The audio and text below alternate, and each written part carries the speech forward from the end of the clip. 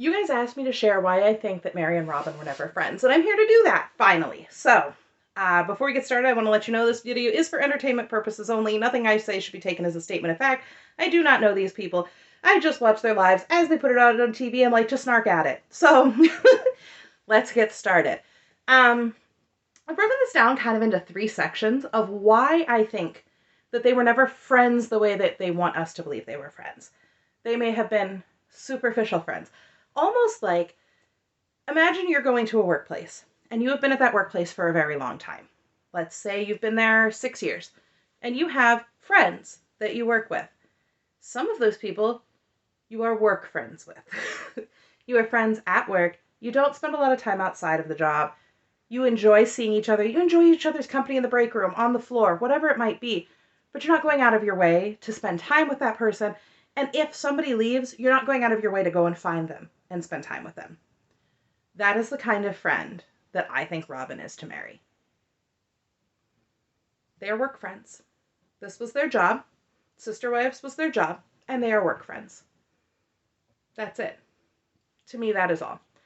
So I'm going to start out by saying, in the most recent episode, we saw that Robyn talked about how she and Meri are too serious as friends. That really, they just talk about their trauma and they bond over that. And that's not friendship, that's Stockholm Syndrome. I mean, it's just not. I don't feel like that is friendship. I feel like it is just somebody that you want to have sit around and complain to so you don't have to pay for a therapist. I don't know. Maybe I'm wrong. Maybe I'm wrong. Maybe I am entirely backwards in my thinking, but that is how it feels.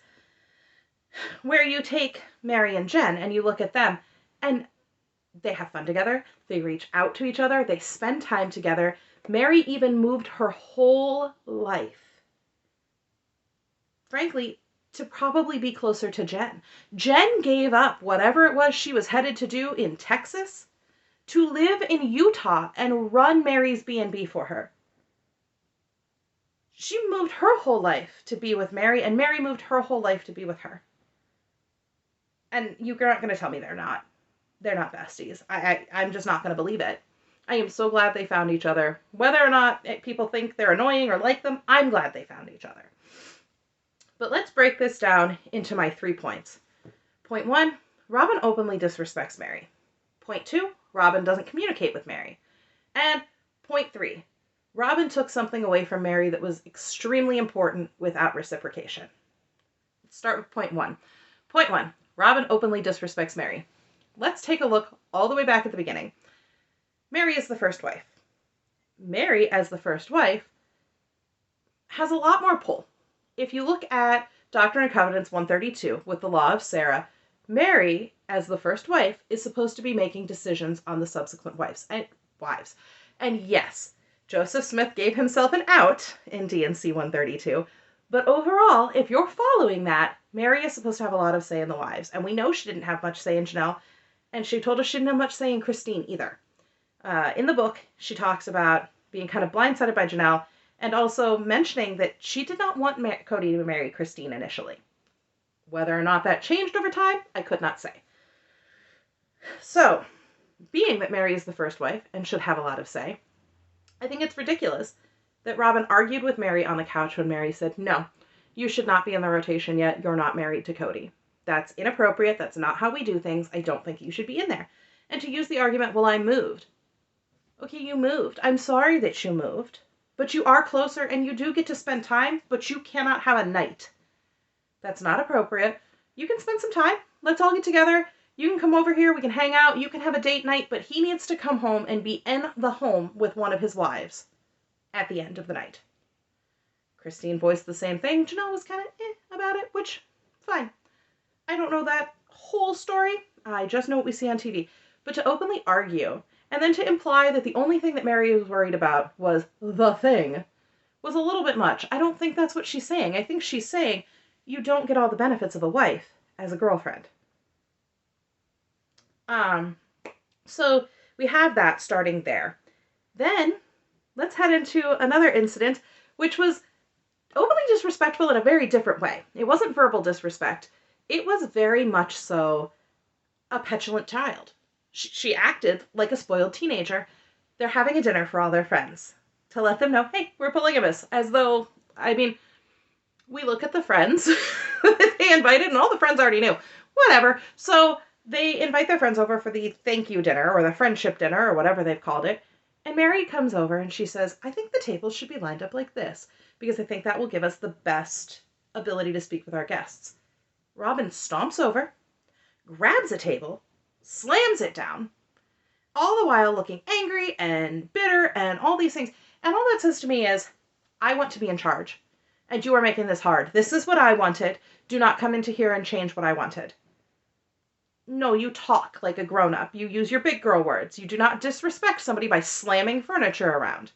If you don't like it, at least test to see how it looks and feels, and then compromise. Be a big girl. Also, continuing even further along the timeline, every pregnancy that Robyn had, she expected Meri to essentially be in charge of. And by that, I mean the pregnancy announcements. She came over to Meri's house and was like, hey, guess what? We're telling everybody I'm pregnant tonight, and we're going to do it here. Okay, that's polite, sure. But the worst one was Ari's pregnancy announcement. She made Meri tell everyone she was pregnant because her feelings got hurt with the Solomon pregnancy. So she made the wife that could not conceive tell everyone that she was pregnant again. That's disrespectful on a lot of levels. And I commend Meri for just being as flippant as she was and not being rude. Oh, by the way, Robyn's pregnant. That's more polite than I probably could have been. And I know that about myself, and I should work on that, but it's more polite than I probably could have been.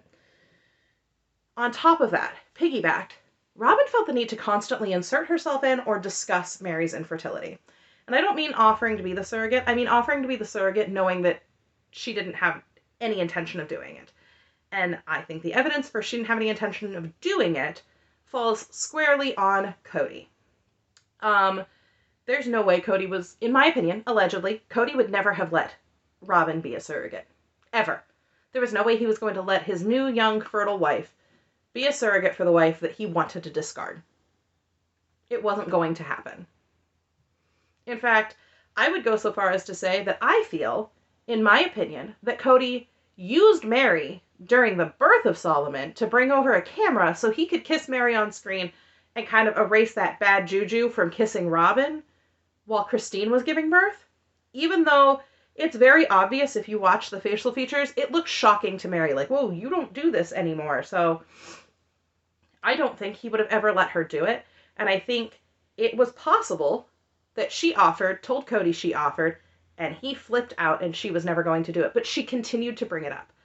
Oh, well, I offered to let you have a baby and you said no. Oh, I offered to let you have a baby, but you haven't given me an answer. Oh, Meri's body won't let her have more kids. Oh, Meri didn't have more kids. Oh, meh, meh, meh. Don't bring it up. It's not your position. I don't bring up anybody else's fertility. You don't bring up mine. That's the answer. Then, the piece de resistance of the disrespect. Sister Wife's Closet versus Meri Goes Back to College. If that's not disrespect, I don't know what is. I don't know. To have someone who claims to be your friend, who claims to be on your side, and to go to them and tell them, I have a dream, and I'm going to accomplish it. I'm going to go back to school. I'm going to work with at-risk youth. I'm really excited about this. And have that person look so angry at you and squash your dreams because you were supposed to do their dream. That's hard. You've already given up a lot of your time and effort to help that person follow their dream, and unfortunately that dream isn't working out the way that you wanted. And then you tell them about your dream that has the chance to truly take flight, and they're like, no, you're not doing that. Once again, there's some backroom disrespect too.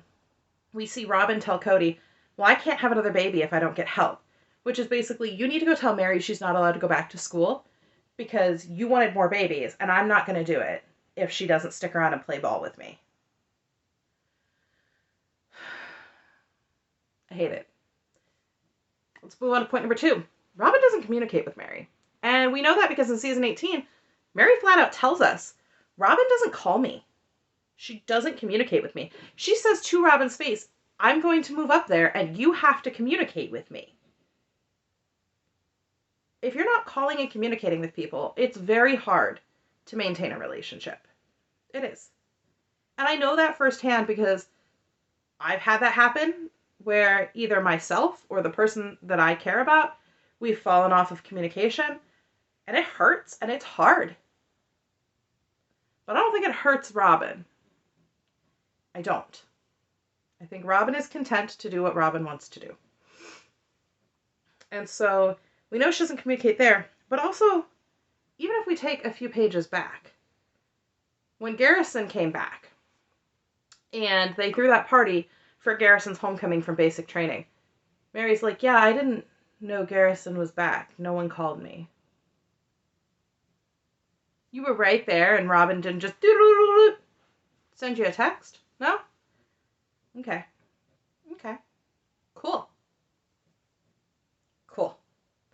And then my third point. Meri did something for Robyn that was massive, and Robyn never reciprocated. And I don't mean every time that you give a gift, you should get one back. I don't mean that every time you give a kind word, you should get one back. But I do mean if someone gives up their legal marriage for you so that their husband can marry you and adopt your children, you might want to just treat them with some level of kindness, some level of friendship, some level of something, rather than when they tell you that the divorce that they have been dreading is finalized. That sucker's done, huh? Really? Really? Or when Meri's house is in trouble from the wildfires. Hey, look, here's your marriage license. Maybe you should just let it burn. Maybe you should divorce Cody and let one of the other sister wives have a turn. Maybe that would be fair. Let everybody get a marriage license. Why not? Why not? And then they kept trying to tell Meri they were as a team. They were doing this as a team. This was a team effort. They were a team. They were a team. They were a team. They were a team. And then when it came down to it, they weren't a team. Meri wasn't invited to the other wedding. She was, in fact, disinvited. She really wasn't brought in to literally anything surrounding the new legal marriage, the adoption. I felt like she was pushed to the side, pushed into a corner, oftentimes.